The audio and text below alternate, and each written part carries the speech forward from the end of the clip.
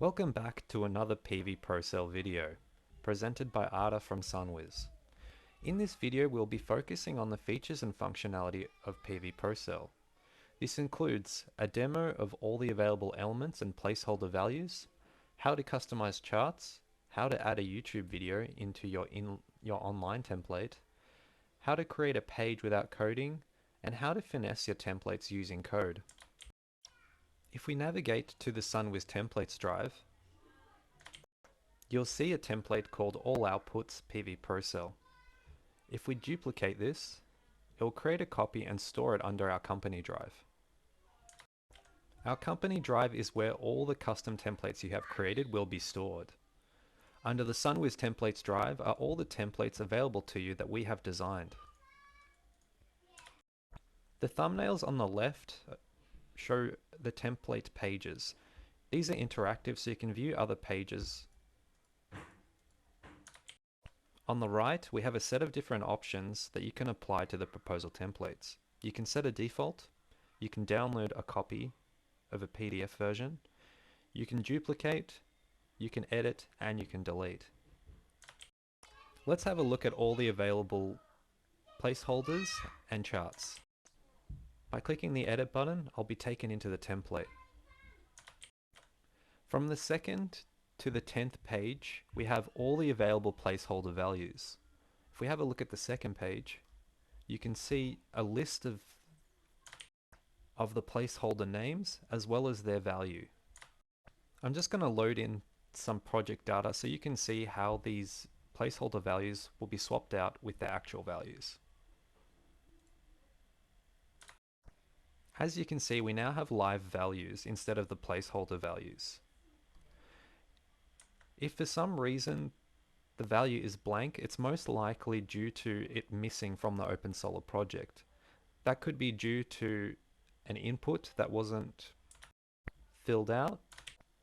It could be due to the project type, whether it's a commercial or residential project, or a panel only, or battery project, or finance, or cash.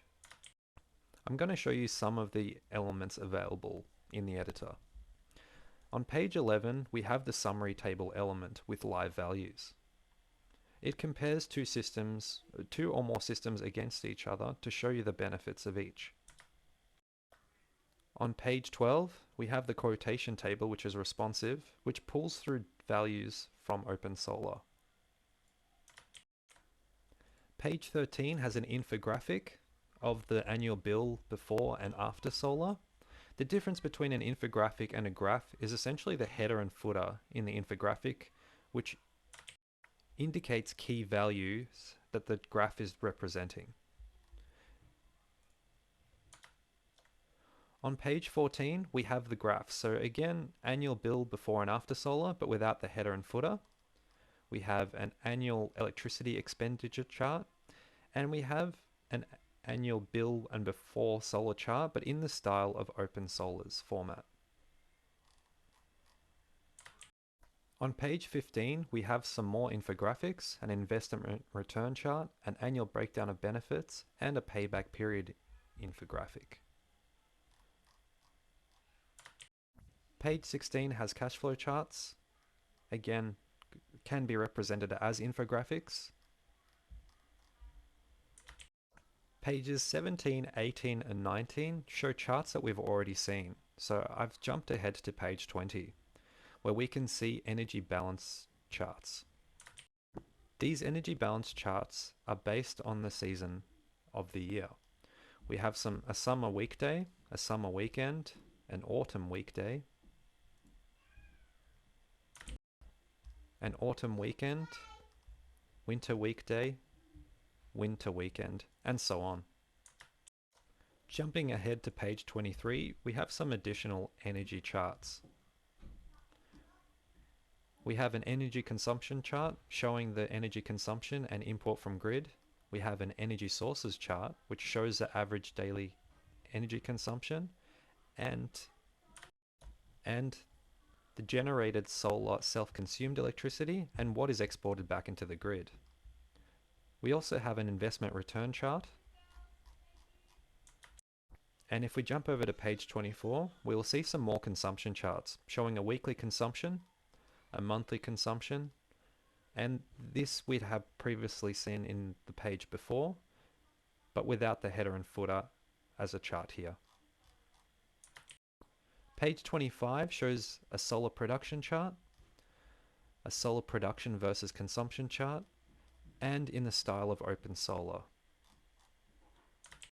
Page 26 shows the same as what we have seen before for energy balance, just in the style of Open Solars. The last few remaining pages essentially have already shown what we have previously seen. It's possible to customize these charts, which I will show you how to do this now. Simply click on your company name in the top right corner and click on Edit Charts. You'll be taken to a new screen, and here you can update the color of the charts. You can update the labels of the charts. And if you've made a mistake or you'd like to restore it to default, you can click on the Restore Default button. I'm going to show you how easy it is to insert a YouTube video into your online proposal template. I'm going to jump into our demo video template that I created previously, update it to online proposal, and in this section I'm going to add a new element. I'm going to add the text, what you see is what you get element. I'm going to resize it, and now I'm going to jump over to YouTube. Here I have a video. I click on share, embed, and I've got the code here ready for me. I might just update it to fit into the space I have for the online proposal section.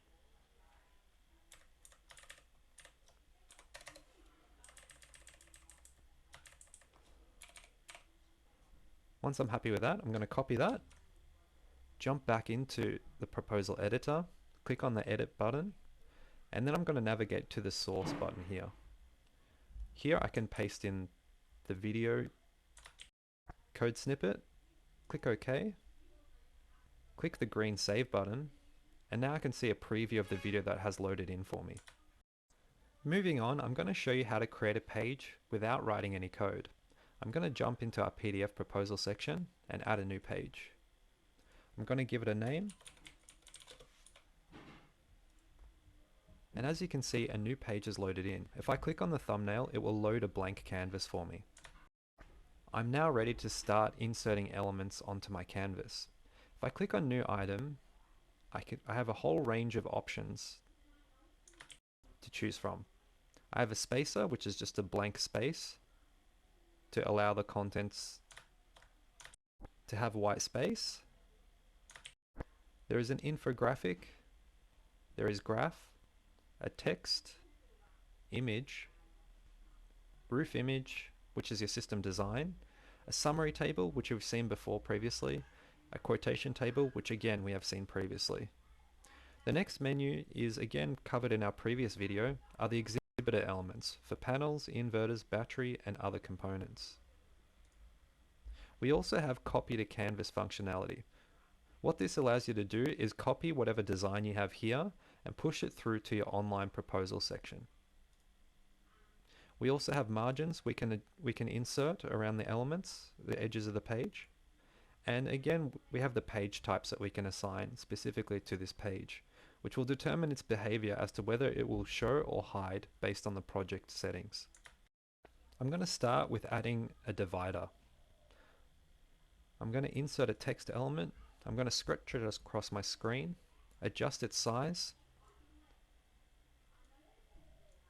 and click on the edit icon, and then I can apply a background color by clicking this icon here of the paintbrush. I can now choose which color I'd like to present. Once you've chosen the color, click on close, click save, and now you can see I have a green bar up the very top. Next, I'm going to add an image to my page. I'm going to click on new item and then click on image. I can resize it to where I want it to fit, And by clicking the pencil icon, I can then choose from my computer which image I'd like to present.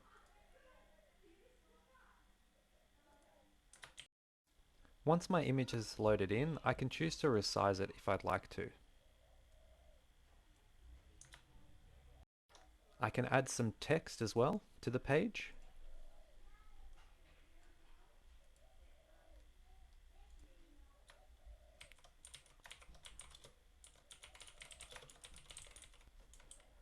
I can style the text that I've written. I can center align it. I can increase the font size.